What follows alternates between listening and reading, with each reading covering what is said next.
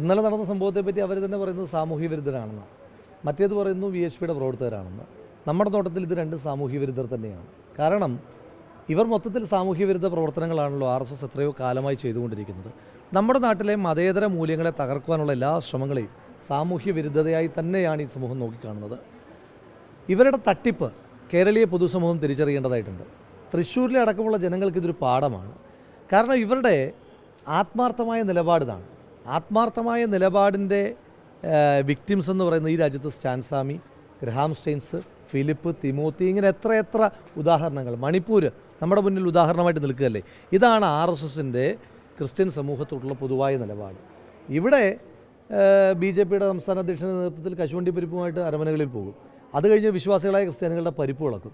ഈ രണ്ട് നിലപാടുകളിൽ ആത്മാർത്ഥതയോടുകൂടി BJP ചെയ്തുകൊണ്ടിരിക്കുന്ന രണ്ടാമത്തതാണ്. ക്രിസ്ത്യൻ സമൂഹത്തോടുള്ള അവരുടെ അസഹിഷ്ണുതയും അസ്വസ്ഥതയും അക്രമവുമാണ്. ഒരു തരത്തിലും ഇതിനെ അംഗീകരിക്കാൻ കഴിയില്ല. ഇന്നലെ തന്നെ ചിറ്റൂരിൽ യൂത്ത് കോൺഗ്രസിൻ്റെ പ്രവർത്തകരുടെ ക്രിസ്മസ് ആഘോഷം ഉണ്ടായിരുന്നു. കുറേ കൂടി വിപുലമായി ജില്ലയിലെ കോൺഗ്രസ് നേതൃത്വവുമായി കൂടിയാലോചന നടത്തി കുറേ കൂടി വിപുലമായി അവർ ക്രിസ്മസ് ആഘോഷിക്കരുത് എന്ന് പറഞ്ഞാൽ കുറേ കൂടി ആഘോഷപൂർവ്വമായി തന്നെ നമുക്കതിനെ ആഘോഷിക്കേണ്ടതായിട്ടുണ്ട്. അത് ഈ നാട് കൊടുക്കുന്ന മറുപടിയാണ്. ഈ നാടിൻ്റെ മതേതര മൂല്യം കൊടുക്കുന്ന മറുപടിയാണ്. ആ മറുപടി ഇങ്ങനെ കൊടുത്തുകൊണ്ടേയിരിക്കും. ഇപ്പോൾ കേരളത്തിനകത്ത് ഇവർ കാണിച്ചുകൊണ്ടിരിക്കുന്ന ഡിപ്ലോമസി അത് പൊളിഞ്ഞു വീഴുകയല്ലേ. ക്രിസ്ത്യൻ മതവിശ്വാസികളായ ആളുകളെ ഒന്നിക്കിളിപ്പെടുത്തിയിട്ട് ഇപ്പം എല്ലാ ആളുകളും ഒരേ നിലപാട് പറയുന്ന മുനമ്പം വിഷയം, ഒരാൾ പോലും കുടിയൊഴിപ്പിക്കപ്പെടുവാൻ പാടില്ല എന്ന എല്ലാ ആളുകൾക്കും അഭിപ്രായമുള്ള മുനമ്പം വിഷയത്തിൽ പോലും കുത്തിത്തിരിപ്പുണ്ടാക്കി ഒന്നിക്കിളിപ്പെടുത്തിയാൽ കുറച്ച് വോട്ട് പോരുമോ എന്ന് ശ്രമിച്ചുകൊണ്ടിരിക്കുന്ന ആളുകൾ. അപ്പോൾ പാലക്കാട്ട് പോലും നമ്മൾ കണ്ടതല്ലേ. പാലക്കാട്ട് അരമനകളും പിന്നെ പള്ളികളും കയറി ഇറങ്ങി പച്ചയ്ക്ക് വർഗീയത പറഞ്ഞുകൊണ്ടായിരുന്നല്ലോ പ്രചരണം നടത്തിയത്. ഒരു കേന്ദ്രമന്ത്രി മതം പറഞ്ഞുകൊണ്ട് ഇവിടെ വോട്ട് പിടിച്ചിട്ടുണ്ടല്ലോ. ഒരു കേന്ദ്രമന്ത്രി അതിനുവേണ്ടി മാത്രമായിട്ട് ഡെസിഗ്നേറ്റ് ചെയ്തിട്ടുണ്ടായിരുന്നല്ലോ. അന്ന് പാലക്കാട്ടെ ജനത കൊടുത്ത മറുപടി എന്താ? ആ പ്രദേശത്ത് പോലും BJPക്ക് സാധാരണ ലീഡ് ചെയ്യുന്ന പ്രദേശത്ത് പോലും BJP താഴേക്ക് വന്നു. അത് ഈ നാട് കൊടുക്കുന്ന മറുപടിയാണ്. അതൊരു ഇലക്ട്രൽ പൊളിറ്റിക്സ് അല്ല, നാട് കൊടുക്കുന്ന മറുപടിയാണ്. ആ മറുപടി ഇനിയും കൊടുത്തുകൊണ്ട് തന്നെ ഇരിക്കും. സ്റ്റേറ്റ് പോലീസ് ഇതിൽ കൃത്യമായി ഇടപെടേണ്ടതായിട്ടുണ്ട്. ഇത് തുടക്കത്തിലെ നമുക്ക് മുള്ളയിലെ നുള്ളിക്കളയേണ്ടതുണ്ട്. അത് ശ്രീ പിണറായി വിജയൻ്റെ BJP പേടിയുമായിട്ട് ഇതിനെ സമീപിക്കരുത്. ശ്രീ പിണറായി വിജയൻ ധീരമായി നിലപാടെടുക്കണം, നടപടിയെടുക്കണം. ആ വിഷയത്തിനകത്ത് പ്രതിപക്ഷത്തിൻ്റെ പിന്തുണ അദ്ദേഹത്തിന് ഉണ്ടാകും.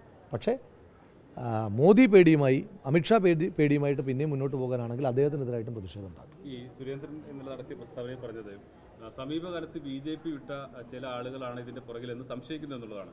അതിനെ ട്രോളി പിന്നീട് സന്ദീപ് വാര്യർ ഒരു പോസ്റ്റ് ഇട്ടു, എന്നെയാണോ ഉദ്ദേശിച്ചതെന്നൊക്കെ പറഞ്ഞിട്ടൊരു പോസ്റ്റ് ഇട്ടു. ഈ സുരേന്ദ്രൻ ഇത് വഴിതിരിച്ചിടാൻ ശ്രമിക്കുകയാണോ? എങ്ങനെയാണ് ആ പ്രസ്താവനയെ കാണുന്നത്? സുരേന്ദ്രനൊക്കെ പറയുന്നത് കേരളത്തിൽ ആരെങ്കിലും ഗൗരവത്തോടെ എടുക്കുമോ? സത്യത്തിൽ ശ്രീ സന്ദീപ് എന്തിനതിന് മറുപടി പറഞ്ഞതെന്ന് എനിക്കറിയില്ല. ശ്രീ സുരേന്ദ്രൻ പറയുന്നതിന് ഈ നാട്ടിലാരെങ്കിലും ഗൗരവത്തിലെടുക്കുന്നൊരു പ്രസ്താവനയാണ് അദ്ദേഹത്തിൻ്റേത്. അദ്ദേഹം എന്തും പറഞ്ഞോട്ടെ, അദ്ദേഹത്തിന് എന്തും പറയാൻ ലൈസൻസ് ഉള്ള ഒരാളാണ്. അതല്ലല്ലോ ഇവിടുത്തെ വിഷയം. ശ്രീ സുരേന്ദ്രൻ അങ്ങനെയൊന്നും പറഞ്ഞാൽ ഈ നാട്ടിലെ ആളുകളെല്ലാം അത് വിശ്വസിക്കുമെന്നാണ് അദ്ദേഹം വിചാരിക്കുന്നത്. നമ്മളെല്ലാവരും എന്താ അത്രയ്ക്ക് ബുദ്ധിശൂന്യരായിട്ടുള്ള ആളുകളാണ്? നാട്ടിലെ എല്ലാവരും RSS അല്ലല്ലോ. നാട്ടിലെ മഹാഭൂരിപക്ഷം ആളുകളും മതേതര മനസ്സുള്ള ആളുകളല്ലേ. അപ്പോൾ അതുകൊണ്ട് RSSകാർ അത് വിശ്വസിക്കുമായിരിക്കും. നാട്ടിലെ മതേതര മൂല്യമുള്ള മനുഷ്യന്മാർ വിശ്വസിക്കില്ല. ശ്രീ സുരേന്ദ്രൻ അങ്ങനെ വഴിതിരിച്ച് വിടുന്നുണ്ടെങ്കിൽ ചിലപ്പോൾ അദ്ദേഹത്തിൻ്റെ കൂടി ഇൻവോൾവ്മെൻ്റ് ഉണ്ടോ എന്ന് പരിശോധിക്കേണ്ടതായിട്ടുണ്ട്. അദ്ദേഹം ഇങ്ങനെ സാധാരണ ഈ വെപ്രാളം കാണിക്കുന്ന അദ്ദേഹത്തിന് ഇൻവോൾവ്മെൻ്റ് ഉള്ള കേസുകളിലാണ് അദ്ദേഹം ഇങ്ങനെ വെപ്രാളം കാണിക്കുന്നത്. അപ്പം അദ്ദേഹത്തിന് ഈ വിഷയത്തിനകത്ത് എന്തെങ്കിലും ഇൻവോൾവ്മെൻ്റ് ഉണ്ടോ എന്നുകൂടി പരിശോധിക്കേണ്ടതായിട്ടുണ്ട്. ഇത് BJPയുടെ പ്രത്യക്ഷമായ നിലപാടാണ്, അവരുടെ നയമാണ്. ആ നയമാണ് ചിറ്റൂരിൽ അവർ നടപ്പാക്കിയത്. അതിനകത്ത് നമുക്കെന്താ അത്ഭുതമുള്ളത്?